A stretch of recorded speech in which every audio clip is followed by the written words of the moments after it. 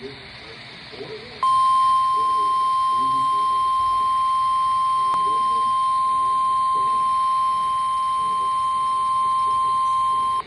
National Weather Service in Nashville has issued a severe thunderstorm warning for southwestern Dixon County in Middle Tennessee, northeastern Hickman County in Middle Tennessee, until 7:45 p.m. Central Daylight Time.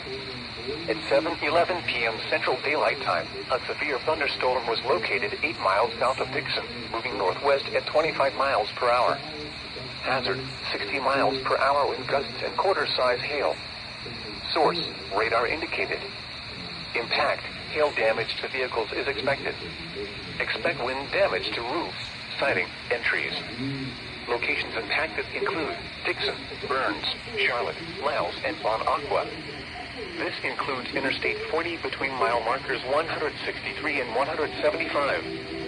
For your protection, move to an interior room on the lowest floor of a building.